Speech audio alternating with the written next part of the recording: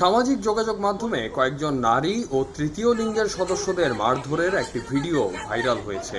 ছড়িয়ে পড়া ওই ভিডিওতে দেখা গেছে রাতে কক্সবাজার সমুদ্র সৈকতের সুগন্ধা পয়েন্টে নারী ও তৃতীয় লিঙ্গের মানুষদের কান ধরিয়ে উঠবোস করাচ্ছে একদল অতি উৎসাহী জনতা। তাদের তোপের মুখে পড়া ওই ভুক্তভোগী কানে হাত দিয়ে উঠবোস করতে অপারগতা প্রকাশ করেছেন, কিন্তু সেখানে উপস্থিত এক যুবক লাঠি দিয়ে তাকে একাধিকবার আঘাত করেন। সেই লাঠির আঘাত থেকে রক্ষা পেতে ভুক্তভোগী কান ধরে উঠবোস করছেন। 13 সেপ্টেম্বর রাত 12টার দিকে অভিযুক্ত ফারুকুল ইসলামকে আটক করেছে জেলা গোয়েন্দা পুলিশ। ভিডিওতে মারধর করা যুবকটির নাম ফারুকুল ইসলাম। তার বাড়ি চট্টগ্রামের লোহাগড়া উপজেলার আমিরাবাদ এলাকায়। তার বাবার নাম মাওলানা আব্দুল মজিদ। তিনি এখানে একটি কোচিং সেন্টার পরিচালনা করেন। থানা প্রাঙ্গণে কথা হয় ভুক্তভোগী তৃতীয় লিঙ্গের প্রিয়া মুনির সঙ্গে। তিনি জানান, প্রতিদিনের মতো সৈকতে ঘোরাফেরা করছিলেন। হঠাৎ এক যুবক এসে সমন্বয়ক পরিচয় দিয়ে নির্যাতন শুরু করে। বেধড়ক পিটাতে থাকে কয়েকজনকে। পরে কান ধরে উঠবোস করতে না চাইলে আমাকে মারধর করা হয়। এক পর্যায়ে আমি দৌড়ে পালিয়ে রক্ষা পাই।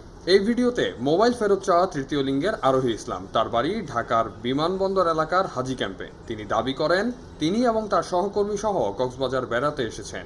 উঠেন কক্সবাজারের হোটেল সি গার্ডেনে। 11 সেপ্টেম্বর রাতে সৈকতে বেড়াতে বের হন। হঠাৎ এসে ফারুকুল নামে ওই যুবক তাদের ফোন কেড়ে নেন। ফোনটি চাইতে গেলে তাকে লাঠি দিয়ে আঘাত করা হয়। এক পর্যায়ে টেনে হেঁচড়ে টুরিস্ট পুলিশের সামনে নিয়ে গেলে তিনি ঢাকা ফেরত যাবেন বলে নিশ্চিত করে টুরিস্ট পুলিশের সহায়তায় রক্ষা পান। টুরিস্ট এরিয়া, এখানে টুরিস্ট পুলিশ প্রেজেন্ট থাকা অবস্থায় সে যেই হোক না কেন, সে কেন টুরিস্ট এরিয়াতে অভিযান চালাবে? অবৈধ কাজের সাথে ইনভলভ ছিলাম না।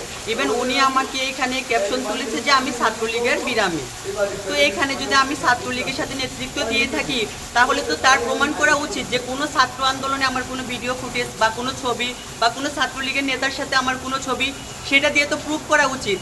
এবং সে যদি আমাকে আরেকটা বিষয় তুলেছে দেহ ব্যবসায়ী হতাম কখন? যদি আমাকে কোনো যৌনপল্লীতে, কোনো পতিতালয়ে, কোনো আবাসিক হোটেল থেকে সে পাইতো, বা কোনো ছেলের সাথে অবৈধ কাজে জড়িত পেতো, বা কোনো ছেলের সাথে টুরিস্ট এরিয়াতে ইনভলভ পাইতো, সে আমাকে হ্যারাসমেন্ট করতে পারতো।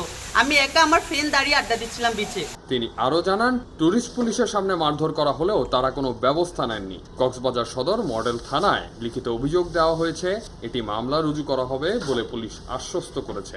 তবে থানা প্রাঙ্গণে থাকা বৈষম্য বিরোধী ছাত্র আন্দোলন কক্সবাজারের অন্যতম প্রতিনিধি শাহেদ ওয়াহেদ জানান, অভিযুক্ত ফারুকুল তাদের কেউ নয়। কক্সবাজারের কোনো সমন্বয়ক কমিটিও নেই। যারা আছেন সবাই কেন্দ্রের সমন্বয়কদের প্রতিনিধি হিসাবে কাজ করেন। কক্সবাজার সদর মডেল থানার ভারপ্রাপ্ত কর্মকর্তা মোহাম্মদ মসিউর রহমান বলেন, এজাহার পাওয়া গেছে, সেখানে ফারুকুল সহ অজ্ঞাতনামা 5-6 জনকে আসামি করার কথা বলা হয়েছে।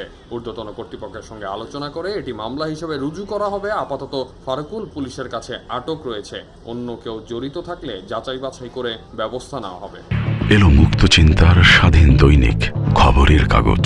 এখন খবর হবে নিখাত, নির্ভীক,